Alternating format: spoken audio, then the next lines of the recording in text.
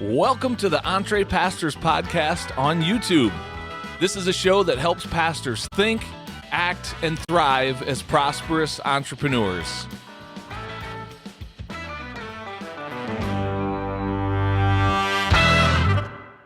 Well, hello there, and welcome to the Entree Pastors Podcast on YouTube. My name is Jon Sanders. I'm one of the co-founders of Entree Pastors, and we're so glad to have you tuning in for this week's episode.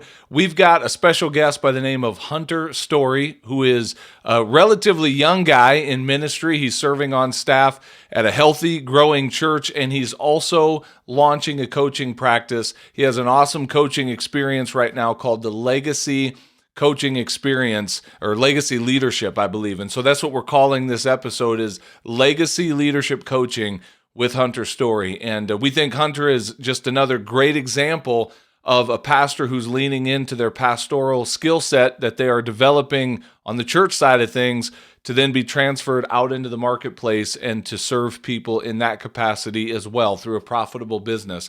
So I'm sure you're going to find some encouragement through this conversation that I had recently with Hunter Storey. Without any further ado, let's check it out. Here we go. Well, Hunter, it is my pleasure to welcome you to the Entree Pastors Podcast, man. Welcome to the show. Hey, Jon, thank you so much for having me, man. I'm looking forward to our conversation and hope it's going to be something that adds value to some people.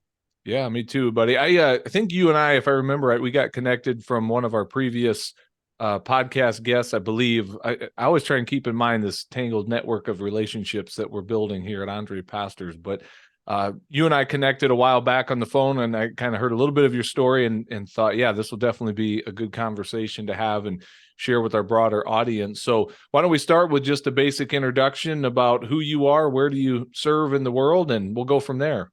Yeah, awesome. So, well, as you said, my name is Hunter Storey. I get the privilege of pastoring as an associate pastor at a church in Rome, Georgia, which is kind of in the northwest corner of the state, just about an hour or so north of Atlanta. And so that's where I'm at. I'm actually getting to serve in the community that I was pretty much raised in. And so I'm actually the son of a pastor. I was actually born in Fort Worth, Texas.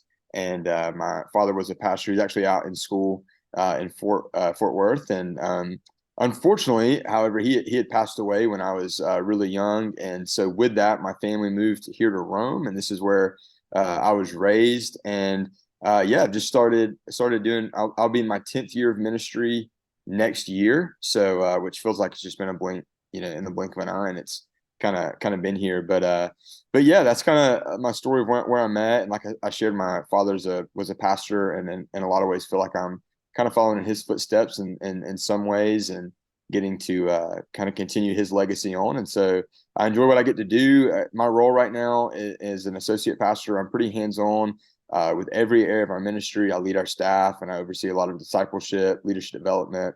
In the past, I've done a lot of student ministry, college ministry, but kind of in the role I'm in now, like many maybe people in that associate type role, it's a lot of everything, which I like. I enjoy kind of that side to it, of getting the freedom to bounce around with our different staff members and help them reach their goals, help them take steps to accomplish what they feel like God wants them to accomplish within their ministry, help them align that to the greater mission and vision of our church. So really love what I get to do.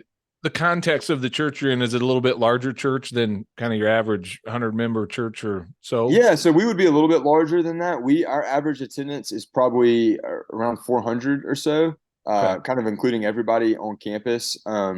We do have one worship service each Sunday, which is actually kind of nice that we get to have one. And so yeah, we're about 400. I think that's kind of the lid we've been up against for a little bit, but we're seeing a lot of growth, especially even in the last few years since COVID and whatnot. I don't know what rebounding from COVID actually means, and I'm sure many of the people that listen don't have a definition either. No one does. But I think we've done really well connecting young families and kind of growing from that. So with that, we have about 5 full-time staff and a handful of part-time staff and some interns as well. So we're trying to staff well, but with that, see the need to just grow and develop leaders for a growing church. And I'm assuming, are you one of the full-time staff then? Yes, I am one of the full-time staff. Yep. Okay. Backing up in the conversation a little bit, just out of curiosity, how old were you when your dad passed away? I was just 3 years old, so don't have a lot of memories of that. But one thing that's actually really cool that I've come across, and one thing I've been challenged to do from this is I have a box that I've had for years that I received. It was like in a storage building that's been in my office now for a couple of years, and it is filled with sermons that my dad wrote. Oh, wow. While he was an incredible at filing. He like was great about. I mean, there's so much in that between sermon notes, even just like strategy he was working on and vision he was working on. There's notes from conferences and workshops he attended. And in the last several months, I've been digging into a lot of his sermons. Really cool story, really quick. I actually had the privilege back in September to preach at the last church that he pastored before he Oh, wow. passed away. He passed away of cancer and just had an ongoing battle with that for many years, but stayed really in a pastorate for as long as he could. And so Oh, I actually got to preach there, like I said, in September, and preached a version of a message he had preached there to that church. So just a really cool way of like feeling like I'm getting to continue his legacy. And I really got to see so many similarities just in the way he wrote and myself, which hmm. was a really cool experience. And it's been helpful for me to kind of dig into that and understand maybe even things God's put in me that I haven't been able to see through my father, but now I'm kind of getting to understand a little bit more. And like I said, just feel like he's getting to kind of live in his legacy a little bit, which is quite an honor. Very cool. Sounds like there might be a book even in there somewhere if you wanted there to be, to Somebody find some even of that. challenged me to. I enjoy writing and stuff, and someone's even challenged me to consider publishing some of his work that I have written down if I can kind of creatively compile that. The only bad thing was a lot of it. Thankfully, there's still a couple of years of things that were typed, and so which is nice because his handwriting wasn't very good, and so I have to do a lot of work to decipher it. But it is a really cool, I think, story, and it's been helpful for me to even see a little bit of my calling, I think, passed down from him. Yeah, I seriously, man, there is a story there, and I'm saying this more for our broader audience, but I will direct this at you as well.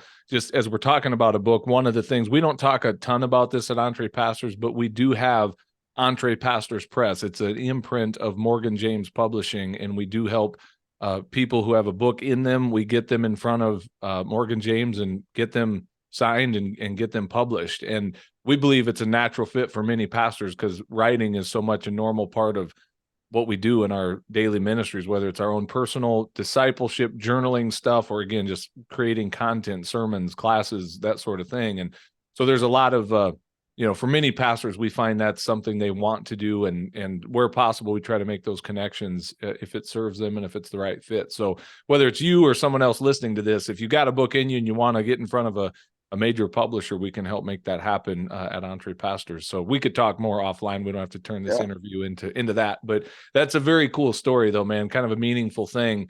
yeah, I've got in a similar vein, I've got my grandmother who was just a godly woman. She died when she was 93 years old. I was blessed to have her in my life until I was like 36.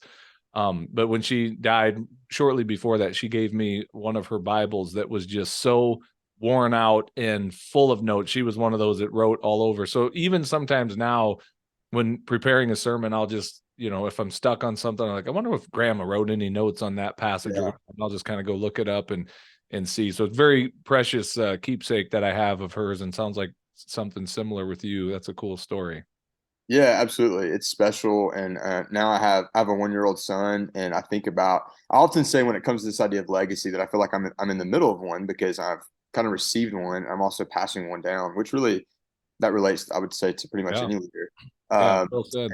and so, but it's been cool to kind of dive into that experience and just see, you know, like I said, my calling that God's given me, and see, it's funny, you kind of see things in yourself maybe from your parents. I didn't get to experience that from my dad, and so, but now through some of this stuff, because he was so good at filing and writing things down and saving it, I'm getting to enjoy a lot of that and learn a lot from it. So it's been a Yeah. really cool experience. Yeah, that's awesome.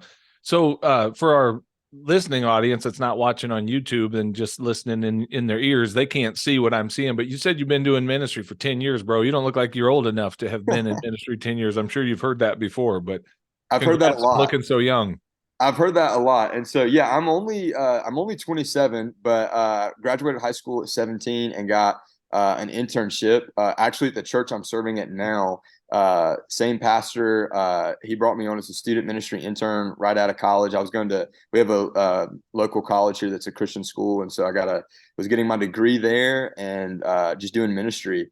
And was just an intern for a few months. And after a few months, our student pastor left, and so my pastor said, "Hey, can you kind of hold this down for till we find somebody?"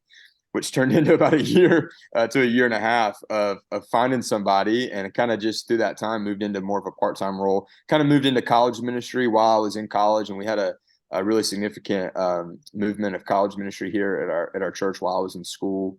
And so I just started at a young age with opportunities, getting to speak and getting to lead.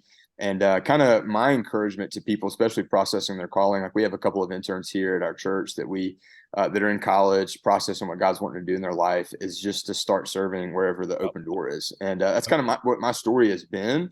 I felt this calling to ministry and just said, well, why don't I just start in my local church that I love?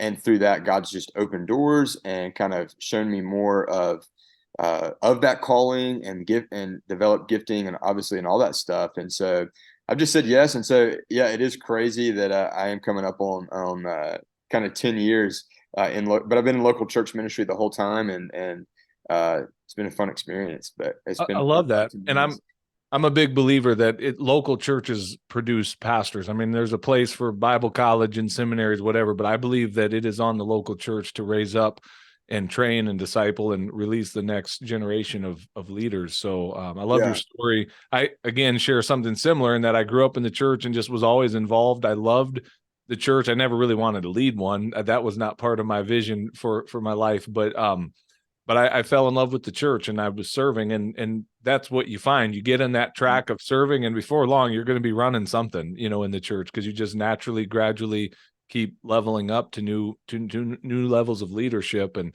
one day I yeah, looked up and I'm planting and leading a church. So be yeah. careful, but it's a good path anyway.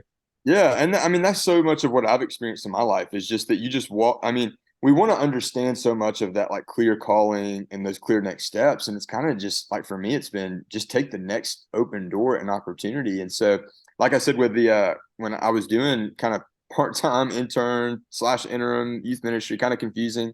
And then our church had felt the need to hire somebody full time, and I couldn't do that while I was in school, so they moved me part time into college ministry, and it was like that was just the next open door. From there, I had an opportunity to go full time at a church actually on the south side of Atlanta. It was my first full time job as a youth pastor actually at a larger, very much growing church, and that was the next open door. Then opportunity came to come back home to the church I'm at and be an associate pastor. That was the next open. And so I think for me, it's like we're all bad about this. I try to map out my life long term and how I want God to use me, but I found it's just through him opening the doors, you being obedient to say yes, and he just blesses that. Yep. I could not agree more, man. Just one step of obedience after another. And God has a tendency to write really cool stories with Mhm. people who are willing to take those steps. But yeah, to sit down and figure it all out ahead of time is almost impossible and frustrating. And if he would show Absolutely. it all to you anyway, you'd be scared to death and wouldn't move anyhow. So just take the next step. That's really good advice. Hey, I don't think I've ever asked anybody this question before on the podcast. So congrats. This is a brand new thing. I just thought All of right. this. This is a good question, I think. And if you hate it, don't answer it. We'll move on. Give me something you love about working in the traditional church model of, kind of full-time church gig. Give me something you love about it. And what's something that you don't love so much? Like what's something that, you see as a problem or something you'd like to see changed or maybe doesn't light your fire so much. So give me the good and the bad and the ugly. Yeah, that's a really good question. It's a loaded question. I think, to start on the good is I think being in a local church, even for work, here's what I say. Here's what I say about ministry in general: is anytime your job and faith are kind of connected, it just can feel weird. I mean, I don't know if you've experienced that. Like, in some level, I think to a degree, even when you're healthy, there's this feeling that your success is kind of dependent upon your faith life. If you're not being as successful as you want to be, sometimes it feels like okay, am I doing something wrong in my faith? Yada, yada, yada. And so I think that's weird anytime. But I will say one of the blessings to, I think, serving in a local church, I would say, is just being at a church right now where I have a true sense of community. Like I would say this about the church I'm at. Like if I wasn't on staff here, I would be at church here because of like my personal small group that I'm involved in. And so I think of the blessing of having like friends and community and family around me and that setting, I think is I wouldn't trade that for anything. Now that can get difficult, but for me, that's probably the thing I love the most is just the relationships. I love having a staff and friends that are on staff that we hang out with outside of work hours, but we go to church together, we worship together, we serve together, we're in small group together.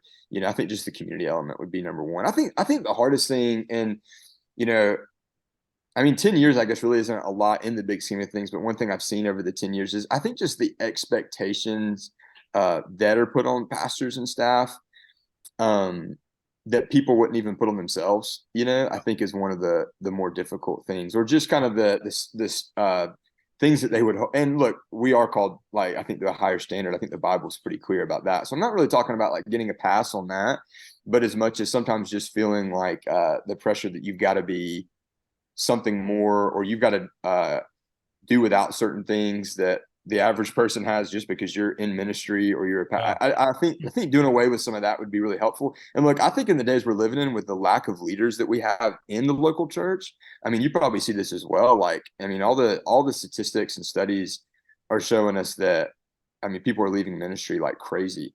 So I think churches and the people that make up those churches are going to have to learn how to honor those people that are in those positions.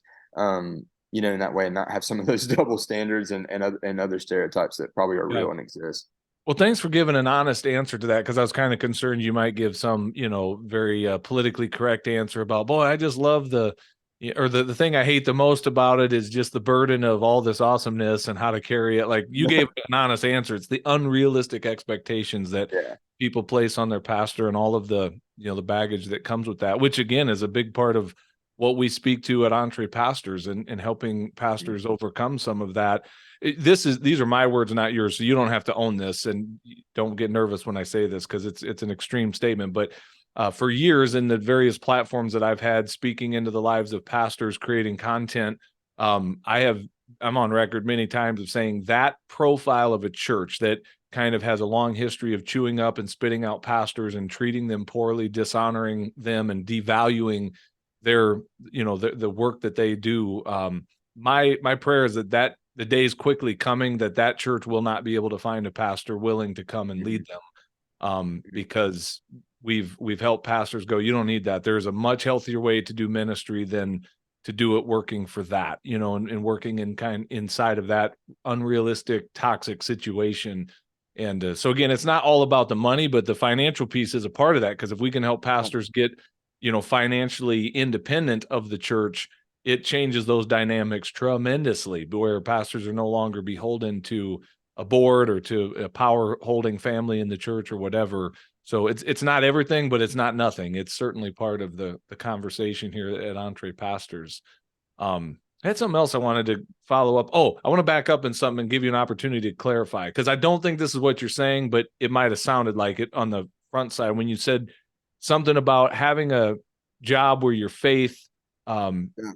is incorporated in your work, that can be a weird thing. You're not implying that you should somehow compartmentalize your life where I just go to work and my faith doesn't come with me. That's not what you're saying, correct? So tell me more Not, what you're yeah, saying yeah, there. yeah. Not at all. I think to explain that, thanks for mentioning that, is because obviously our faith is going to intersect everything that we do, all play, no matter what you do. And I tell people all the time, like people talk about calling and career and I know a lot of people that are miserable at their job because they're not really operating in their calling. That's not saying they're going to work in a church, but they're just not in their sweet spot of what God has gifted them to do.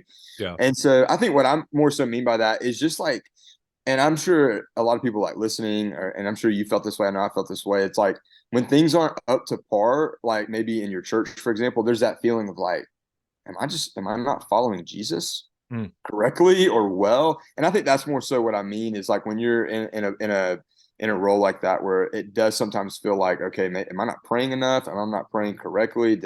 am I leading people the wrong way, like spiritually?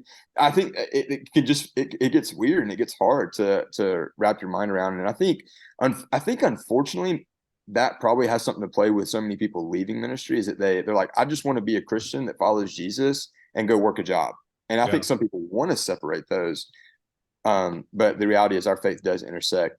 I mean, everything we do. Right. And the reason I kind of highlighted that is because, again, that's one of our messages to pastors that are, I don't want them thinking that just because I'm going and planting a business or starting some business in the marketplace, that now that's just business and I'm leaving ministry to go do that. It's saying the same thing, just from a different direction. It's like, no, that's Absolutely. ministry, because Jesus shows up with you. If we're doing it right, Jesus Hmm. shows up with me every day that I go to work, regardless of whether I own the company or work for the company or whatever. Yeah. I mean, obviously that's the kind of the holistic worldview to have of what it means to be a Christ follower through and through. Yeah. But I get what you're saying. Like that's good clarification, because yes, as Yeah. pastors, sometimes we put a lot of connection to the results, uh, Hmm. but when we have very little control at the end of the day, like I can't Yeah. really change the church budget or how many people are coming to Christ or how many baptisms we Yeah. had or whether or not the marriages in our church are healthy. Like I can feel Absolutely. the burden of all of that, but I don't necessarily have direct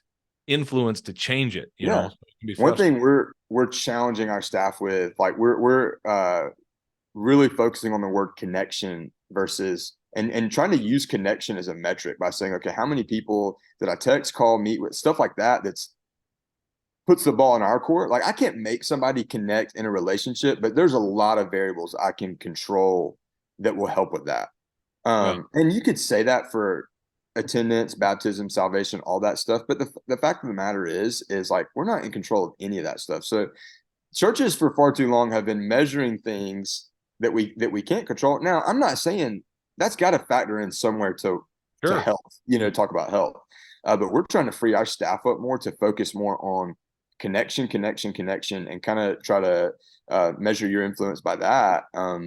Because yeah, you're right. Like we can feel a burden for the people who aren't coming that we know need to be there, or the people that we know need to take a step in their faith, but we can't make them do that. And I just know, I mean, I'll be honest, and I think a lot of people maybe they don't want to say it, but I'll say it. There's been times, and just use this as an example with the attendance thing, when you're like maybe in a low attendance season, or it's just not where maybe you want it to be, and so what you start thinking is that I must be off spiritually, Yeah. right? And look, that's just not necessarily true. And so I think that's what can be maybe some of that burden on pastors, is to feel like their success is maybe negatively connected to how well they're following Yeah. Jesus. And the reality is, following Jesus is not a static line. It's up and it's down, and we're pastors are trying to figure that out with their congregation. They're not. Yeah, I mean, we know the standard they should lead at, but they're not the experts Yeah. necessarily on it all. And I think that's what you were saying when you were connecting those dots of like the faith being so connected to your job performance, so to speak. Like I think Yeah, that's really what you're tapping into there. And I think yeah, most pastors hear that and go, "Yes, I get it. I get exactly what you mean with that." yeah, So, well, let's talk a little bit of business then. I know, like, so you're yeah. full time. And go ahead. Were you going to say something else? No, I was Oh, glad. I was going to kind of say, like, one of those stereotypes I would talk about. You talk about some of your pastors that are maybe starting a business or trying to do things, maybe just to have influence in a certain place, or just to make a little extra money.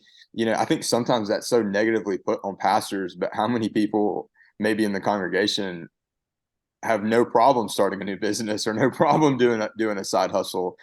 And that's what I meant earlier by saying too, like some of those maybe some of those stereotypes or some of those standards that aren't fair.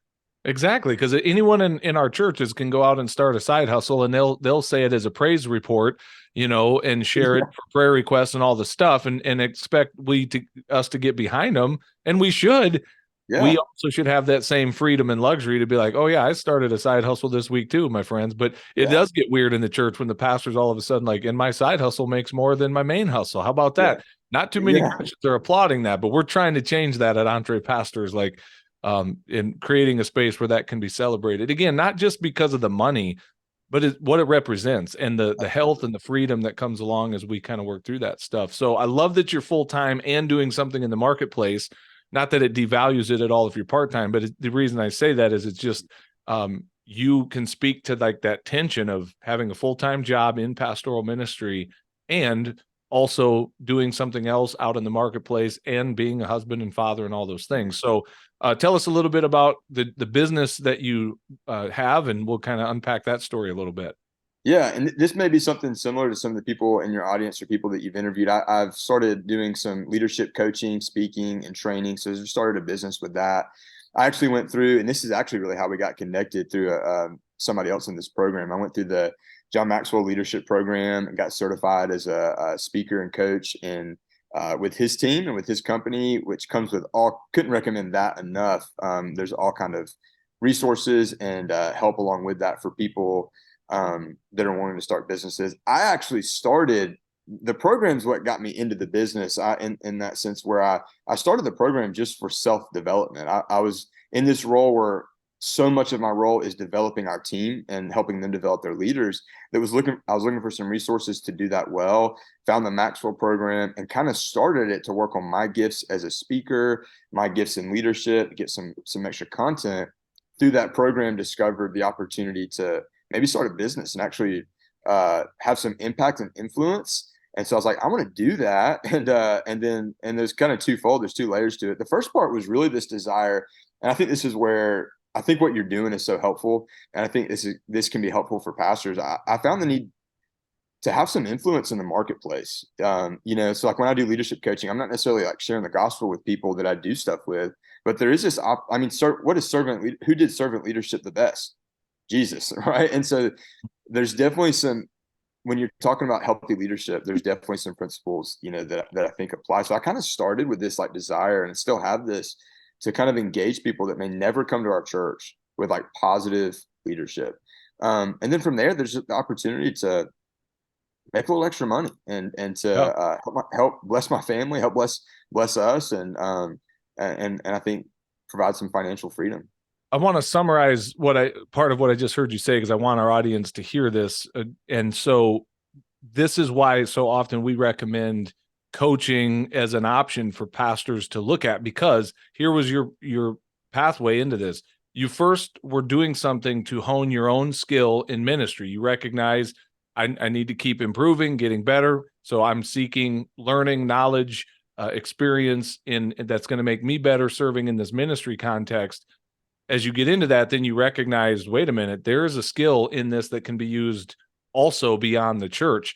And it's the reason I'm pausing just to draw that part of the story out is because, again, a lot of times pastors are tempted to buy into this notion that says, well, I wouldn't even know what to do out in the marketplace. I'm just a pastor. I just went to Bible college and seminary for 8 years, and I have no idea, and I've just been leading a nonprofit organization using all these skills. I have no idea what I could do in the marketplace. So we have to help them recognize you have a set of skills. I had that same thing, man. I hired a professional coach who helped me see, John, you've been coaching people for years and you're not getting paid anything for it. I can show you how to actually make a professional income doing the same thing you've been doing, just in a little bit different context. So that sounds like in some ways that was kind of your journey. Like, absolutely. That's been it. Yeah, I've been like, even in my role here at the church now, like I do a lot of coaching with our staff where I'm sitting with one-on-one meetings, helping them set goals. I'm helping them kind of align, the vision they have for their maybe specific ministry, with if that's family ministry, whether that's worship and music ministry, whatever that is, and aligning that with their vision, with our church's vision, and helping them take the steps to do that, helping them, give them tools and resources to develop their teams. And so it's really the great part about the coaching and speaking. So it's just an overflow of what, like you said, what I already do. And to encourage maybe some pastors that maybe don't think they have gifts or skills is like, many pastors are great communicators and they're great with content because that's what they've been doing. Yeah. And so don't believe for a minute, just because it's been in the church world, that skill is not applicable to the rest of the world, because I find that it really is. And I think the better, when pastors, they're going to only continue to have more influence when they want to be world-class speakers, world-class writers, world-class coaches. And I think diving into the marketplace helps you become better in that sense. Well, and you might have just sort of answered the next question. I wanted to go deeper into something I heard you say earlier. I heard you say I wanted influence in the marketplace. And so I was going to say, tell me more about that. Why not just be satisfied because I could make a really spiritual sounding thing. And if I was a troll on Facebook, I could be like, Shouldn't you just want influence in the church, pastor, and people walk in the door and know exactly who you are and are influenced by you? Why are you so greedy to think that you should also have influence out in the marketplace? So speak to that a little bit. Why did you desire influence in the marketplace beyond the four walls of the church?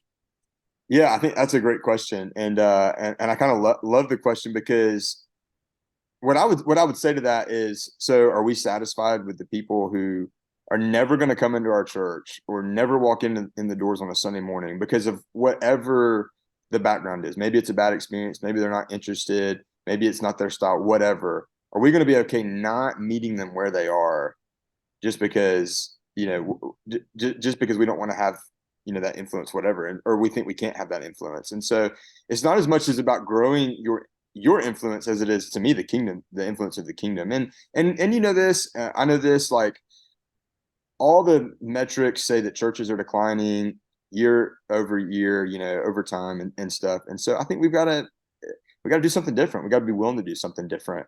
And to me, I know a lot of people. We have a lot of businessmen in our community, or in our church, that talk to other business people in the community. And I think there is a gap between them understanding. You know what? I really, this is something I've really been on recently. I think a lot of business people that might have, if you want to tie this into a spiritual gift, maybe that like apostle spiritual gift and from Ephesians 4. I think we churches have really struggled to learn how to use apostolic, entrepreneur type leaders to advance the mission of the local church. I think we've really leaned on shepherds and teachers because we kind of get that. That's what pastors do. They take care of people and they teach. And I think we can grow a lot as churches by identifying those people. Maybe it's businessmen and women in our community that have that vision mindset and bring them into key leadership roles to advance our church. That's interesting. I want to lean into that. Why do you think that is? Like, if I won't hold you to it, it's just your thoughts, your opinion. But why do you Yeah, I think mean that's just churches lean more away from that and into like the leader, the shepherds, the pastors, that sort of thing? yeah, I think it's just because that's what pastors kind of know. They know sermon prep and they kind of know the pastoral care, whether that's hospital visits or funerals or whatever. I think it's kind of what they know. And again, I don't want to make a blanket statement and say that's what it is. It's just a kind of a thing that I've seen is that I see it in our church. So I'm kind of just giving you some experience from where I'm at. I see some guys that have like this advancement, missional type mindset, vision type mind, futuristic thinkers that I think sometimes struggle to find a place to serve in the local church. Not that they're ever going to be staff or anything like that. And so, but I think it's because they think, well, I'm not going to get up there and preach like the pastor is. So I wonder if I actually have a place here. Does that make sense? Yeah, no, totally. Two stories. One, I'm going to tell you mine, and then one, I'm going to tell you a story from Richard Blackaby, who's a son of Henry Blackaby. But my story is the reason that resonated with me. What you said, I'll offer my opinion. I'll add to yours of why I think that might be. Is because first of all, all my Pentecostal friends have told me I have that apostolic anointing, so I've come to believe them. I think, yeah, I can see that in myself, and that God has given me some of that. I can also see where God used that skill set as a church planter for 17 years, planted a church and grew it into 6 different multi-site locations. And again, I'm not saying John did that. God knows. Right. Yeah. God did it in spite of John. And I had a great team of people around me over the years that we built. Having said that, I think that the church, maybe the reason they lean away from those types of people with that type of gifting is because they'll wear you out. They'll constantly push the boundaries and say, let's take more ground. Let's take more ground. Let's start something new. Let's go in a new direction. And a church can get to the point. I experienced this with my own church and I love them dearly, but I saw my season of leadership coming to an end when as a whole, I kind of felt like the gas ran out from the whole saying, we don't want to take any more ground. We're tired. We're done starting the new thing. And it's like, well, I'm going to keep starting the new things until I'm done. Yeah. So that's one thought. And so let me move to a quick story from Richard Blackaby. I was with him. I had the privilege of driving him around for a day and got some conversation with him a couple years ago. And he was telling me, this is going more to the business community. So my story is maybe more inside the pastoral world. Out in the business world, people with that gifting, at the time, Richard was saying, and I believe he still does this, he's been doing this Bible study once a month, maybe it's a quarter, but it's periodic where he flies into the Dallas Fort Worth airport, and for 24 hours he meets with business leaders, kind of a small group. It's a Bible study for business owners who have the minimum you have to be in this group is a company that does over $100 million in total revenue. So he's meeting with Fortune 500, Fortune 100, big guys, and there's a spiritual hunger there. And they're like, "Can you just come and lead us in Scripture?" And here's what he said: is in conversations that he's had with these types of people who are involved in the local church, he will ask them, "Does your church utilize your skill set? I mean, you've built and grown and led, a multi-billion-dollar business and overseeing thousands of employees. You understand leadership and systems and processes and all of this. What does your church have you do?" And he gets answers like, "Well, they let us clean the building once a month, or we hand out bulletins on Sunday." Like, the pastors are intimidated by that profile of someone that has that leadership quotient out in the marketplace. And so, coming full circle to something you said earlier about desiring influence in the marketplace, I'm kind of curious what your thoughts are on this, because my observation is that many pastors are viewed by the business community in their church or in their community as a whole as being a little out of touch. Like, you don't really understand the world that I'm in. You're in this secluded little fortress in your church office. You have no idea what my life is like outside here in the marketplace, where I live the other 6 days a week that I'm not sitting in your church. What are your thoughts on that? Like, is that part, when you say having influence or wanting influence in the marketplace, is that part of that theme for you? Absolutely, because I think you're spot on. Because the reality is like with my experience of 10 years in the church, there is a lot I don't know about business, in that sense. And so I see it having influence as an opportunity for me to learn and rub shoulders with people that are probably just going to help and grow me in the way I think about leading, even in my context at a church. And so, and that's where I found so much, there's so much fun just in this coaching and speaking stuff, is because there's so many opportunities for growth for other people, for our community. There's financial growth, and there's just growth that I'm going to get by learning, by being around some of these men and women that are leading so well in our community. And so many of them, they just have so much influence. A lot of them, it's the business leaders that have influence in town. They're on certain boards and they're making decisions. And we need to, God's blessed them with that influence. And the church, the global Yeah, church, needs to figure out how to tap into those people and use that, because that's how they're wired. God's blessed them with that. And we don't need to see them as an enemy. We need to see them absolutely. as a friend, and realize that, just because they have a different gifting and they might not be serving on staff as a pastor, they're a good leader, and there's something that I can learn, from them. Yeah, that's so good. Well, hey, let me ask you, I want to keep an eye on the time here. As you started launching a business or thinking about that, was there any like mindset stuff specifically for you that you had to work through, of like, did you feel like you had the permission to go about doing that? Did you struggle? Like, is it okay for me to go start a business and start making money on the side? Like, what was that process like for you? Yeah, I'll just say this: there was a ton of fear around it, and for a lot of reasons. One, even just being my age a little bit has been one, and I've just kind of gone in with the mindset with, what, I'm going to start early and get my experience early and go for it. But there's also some fear, and I did talk to my pastor about it. I want to let him know, kind of, hey, like, as you see me grow and develop, like, this is something I'm passionate about. And I was very blessed by him. He gave me the green light that he wants me to explore every avenue of growth for myself that I can. And so, and obviously we talked about what that looks like from a time commitment standpoint, but I think we have a good relationship, and he understands, kind of my commitment to our church as well. And so, but there's also that fear. We kind of hit on this earlier, talking about those standards, that people in your church will set. And a lot of times unintentionally, where it's like, what are people going to think? Like, let's just be honest. Here's a thought. Are the people in my church going to think that I'm thinking I don't make enough money from the church, so I've got to go do this? And it's like, that's not really what it is. It's really more about stepping out to go make money. It's kind of like if we want to use it from Paul's life, kind of like my tent making in a sense, where, and I kind of wanted to add that in with the marketplace stuff too. It's like, no, this is just my way to kind of make some money as well. But there's that fear of like, what are people going to think around the money thing? Are they going to think like, okay, well, we're not paying you enough, and you know how that just gets weird with everybody. So there's all kind of fear, I think, around that even now, still sometimes I'm still working through that.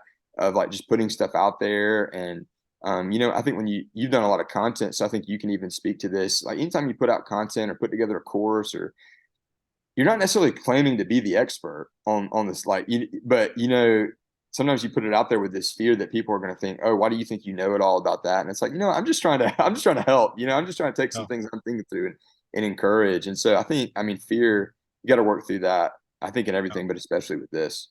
Well, once again, thank you for an honest answer there, because I think that's a pretty normal part of the human condition to be met with fear and resistance when we think about moving forward. And it's easy. And I think many pastors stop right there. They hear the voice of fear and all the what ifs and what are people going to think, and what's my ministerial association or my seminary buddies, what are they going to say if they Mhm. see me out doing this thing? And even for some, that may just drive them to covertly do it, which again, I want to change that. I want pastors unashamedly letting the world know, yes, I'm a pastor, I love this, and I also serve people powerfully as a coach in the marketplace, and they can freely create content around that. And I promise you'll pick up some haters along the way and people who don't like it. But I just shared this post, I think yesterday, on it was a quote I heard recently from a book from John Acuff, where he said, it's easier for people, it's easier for me to criticize your life than it is to change my own. So like when you're on a path of success and good things are happening, and then you're going to hear those voices, oh, it must be nice, it must be easy to be you. It's that voice of negative criticism coming from someone else, rather than focusing that inward and going, I need to change my life. I could be on a similar trajectory. It's a lot easier just to sit back and kind of criticize you. And I don't know if you've experienced this yet. I experience it almost daily when I put Yeah. something out on social media in a public setting. Somebody uses the whole pastor thing. They think they're using it as a weapon against me. Like, oh, that's really Yeah. some way for a pastor to talk. It rolls off me like water off the back of a duck. Like it does not Yeah. irritate me. But it's like that's enough for many pastors to stop them dead in their tracks and go, man, I'm not moving forward. So congrats on like pushing through that, man. Yeah. Well, I appreciate what you said about your heart to help pastors be unashamed about doing some of this stuff. And, I think what it comes down to is like, if it's wrong, or if I feel like it's wrong, I'm not going to do it. You know what I mean? But if I don't feel like it's wrong, I need to be open about it. And so I've tried to be really authentic about it. I've tried to do more, like, to overcome that fear, just let people know that I'm doing it, and not try to hold back. Treat it like it's a normal thing that anybody should get to do. And I find that kind of has helped overcome that by just being open, because if it's something you want to hide, then maybe you do feel guilty about doing it or something. I don't know. So just be open about it. If you feel like it's a good thing, go Well, for it. and let's just look at this from a strictly business standpoint. Imagine somebody going, hey, I want to launch a business, but I don't want to tell anybody I'm doing it. I want to hide it. I want to keep it as secret as possible, but I hope I get sales. I hope people come looking for me and buy what I'm selling. Like that kind of doesn't work in the business world. It really helps when people know what problem you're helping them solve, and that you're not ashamed to talk about it. Like, hey, don't talk about that. Like, don't say that out loud. And so Absolutely. again, I see a lot of pastors that are doing things on the side, and they're doing it almost like they feel like they have to hide it from somebody. And I'm not mad. Let me be clear. I'm not mad about the fact that they're earning an extra income. I want to set them free from whatever that limitation is in their mind that makes them think they have to do this covertly, as if, because let's play this out for just a minute. What if, I'm going to pose this for everyone. This is not just for you, but I'll let you answer it since I'm doing the interview with you. So, for those of you that have something in addition to pastoral ministry, you've got a business on the side. If somebody were to come along and say, hey, Pastor, I will write you a check for whatever you're making in that business to stop doing that business and just keep being 100% our pastor. I'm curious how that lands with you. Like, would you take it or not? And I don't know that there's a wrong answer to it, but I have some Yeah. thoughts. How would you answer that if I Yeah. were You know what's to say, look, funny? I'm writing you a check? I had somebody I was talking to the other day. I was telling them what I'm doing, and they asked if you're. They just put it this way. Look, and I told you earlier, I love my church. I'd be at my church if I wasn't on staff. They're good to me, and I love my church. They asked, if your church paid you more, would you still do this? And for me, the answer was yes, and that's why I'm doing it. I would do it because it's kind of what I do anyways. But I would do it if I didn't make a dollar from it. The reality is, here's what I found with coaching and really any kind of service, is when you don't put a price tag to it, people don't take it seriously. Like I've done some free coaching. for some people, and they like to cancel meetings and Yeah. miss appointments and stuff like that. But yeah, for me, it's like, yes, I would be doing this regardless because it's a love of mine. I don't know that that's like, I'm with you. I don't know that that has to be the right answer Right. necessarily. I actually heard this. I need to go find this, but I think it was Pastor Stephen Chandler that put something out who basically said, if if somebody gave me $1 million and I quit my job as the pastor of this church, he basically said all of you would say, he was in it for the money. He wasn't really called, all this stuff. And he turns around and says, why does that apply to me, but it doesn't apply to you? Hmm. And I was like, man, that's a great question. And so it kind of leads into kind of ties into what I think you're talking about. If somebody just wrote you a check to make up for it. But for me, it's a love of mine. I'd be doing it anyways. But Yeah, and I think that's what I wanted to tap into, because if the answer is yes, I would quit what I'm doing and just be a pastor and take that extra money. Again, not a wrong answer, but then it shows me that the thing you're doing out in the marketplace truly is just, I need more money. Again, yeah, it just helps maybe get clarity. But the part I really wanted to bring out is this: if someone were to offer that to me, Jon, we just want you to be our pastor full time, 100% of the time, and we'll pay you whatever number you ask for it. Even if I love that number, and even if I said yes, there is something in me that's going to die if that's all I am, because God has created me for a bigger purpose that goes beyond just the four walls of one church. I that's not for everybody. That's for me. Something inside me would die if I settled for that and said, "Yep, just give me the money and keep me in this role." And so I want people to think about that. If your church is stifling that, or if those voices, if you, whoever they are, if they're trying to stifle that, whether they recognize it or not, on some level, that they might very well be stifling the thing God put in you to make your biggest impact in the world. And the pastoring is absolutely. just one piece of that, not the whole thing.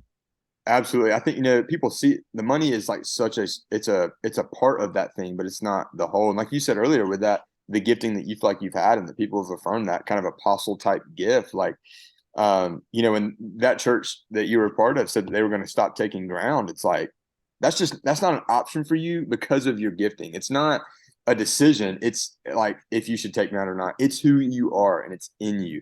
And that's where we have to do a better job as churches of being good stewards of the gifting of the people in our church. And I even look at that, just to relate this to our staff, for example. It's like, one thing I think we have to quit doing is thinking, okay, we have to hire this position, this position, this position, because it's what we've always had. And instead, I'm trying to look at our team and say, okay, how is each person gifted? And you know what? We might not have the typical fill in the blank pastor, but we've got this person and they do ABC really well. And I want them to spend 80 and 90% of their time doing what they're really good at and doing what they love.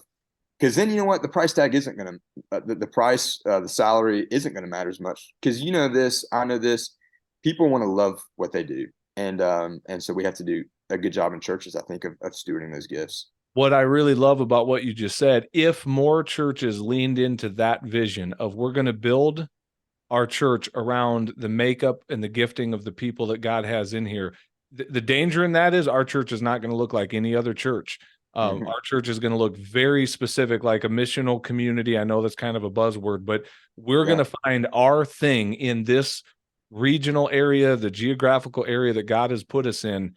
And we're not going to feel the pressure to have the same band that the church down the street has, or the same coffee shop, or the same kids program, or the same whatever, because they are not the standard. The standard is that we're measuring ourselves by is, who has God created us to be, individually and then collectively as we gather. And then what does that mission look like carried out? And so, man, imagine a world where you've got all kinds of different local gatherings of the body of Christ that look very uniquely different one from the next, but are all making a significant contribution to the overall kingdom of God, versus you could walk into thousands of them on a Sunday morning and pretty much predict down to the minute what's happening in Mm-hmm. the service, because we're all kind of doing it the same way. So I love that vision for that, man. Yeah, I think it's going to be important. And when you look at what is talked about in Ephesians 4, with those really, I've kind of been into that fivefold ministry, talking about the apostles, prophets, evangelists, shepherd, teacher, and all that stuff. And so I think with that, I think what that passage talks about is that's how we display the fullness of who Jesus is. Mhm. So it's not that we need all five of those to make church happen on Sundays. It's that we need all five of those giftings to show people how amazing Jesus is. Yeah. And I think that's a different way of looking at it versus like a lot of us in church ministry might look at, or any kind of leadership development. Who do I need to get the job done? We're doing something even bigger than that, through the local church. But all that goes back into leadership development. And I think allowing people to lead in their gifts and helping them and equipping them, to do that well. I love that, man. Well, hey, this has been an energizing conversation. I could keep going, but I want to be sensitive to our time here for both you and me and our audience. So let me wrap up with this. Tell us what you're working on. What are you excited about? And how can people connect with you in the days ahead if they want to reach out? Yeah, perfect. So, I am on social media, Instagram, all that stuff. I think that's probably the best place. My username is just at Hunter Storey. That's HunterStorey. So there is an EY at the end of story, but I'm there, and that's where I post a lot of the stuff that I'm doing and working on, and even personal stuff about life and family and all that God's blessing us with. I doing a lot to I really just started this coaching business this year, and so I'm doing a lot to try to get that even further off the ground in 2024. And so one thing I'm excited about is I am doing something called, kind of ties into my story earlier, called the Legacy Leadership Experience, which is just a 12-month journey that's going to be, there'll be a kind of included in all that will be a monthly teaching call. There'll be a kind of an email teaching that goes out, like a blog, kind of like blog type form, a one-on-one coaching call for people, as well as some other additional resources along the way. But all of that's going to be about tapping into your leadership legacy, whether that's a legacy you're trying to leave in your family, in your work, in your community, whatever that looks like, trying to help more leaders get engaged to what their legacy will be and take steps to like live that out and to bless the world. And a lot of that comes from my personal story of diving into some of my dad's life and the legacy that I've received and trying to be a good steward of that. So just trying to help leaders think of what does like long-term, positive, lasting leadership look like when done well. And so just going to be some content geared towards that, but also some coaching that will help people do that. So looking forward to taking some people through that experience. So it's kind of the big thing I'm working on that I'm excited about. That whole idea of legacy is kind of what gets me up in the morning and fires me up, because that applies to anybody. Man, I love that. And I wish you all the best as you continue to build that out and move forward in that. Hunter, it's been awesome having you on the show. And I'm grateful for the time and the value that you've imparted into our community. So thanks so much. And we'll see you down the road, my friend. Awesome. Thanks so much for having me. It's been fun. And I hope this really encourages some people to take some powerful steps. Well, hey, thanks for watching this episode of the Entre Pastors Podcast. Make sure you hit that subscribe button so you can be notified every time we release a new episode. If you'd like to get connected to other pastors who are learning to think, act, and thrive as prosperous entrepreneurs, then we invite you to check us out on Facebook. Just search for the Entre Pastors Connect group, answer a few of our simple questions there, and we'd love to include you in the conversations. And if you're really ready to go to the next level, then we invite you to join our Entre Pastors membership community. When you become a monthly subscriber, you will receive access to courses, exclusive community, and coaching that will help you along in your own Entre Pastors journey. If there's anything else we can do to serve you, please visit us at entrepastors.com, and we will do our best to serve you there. God bless everybody. See you soon.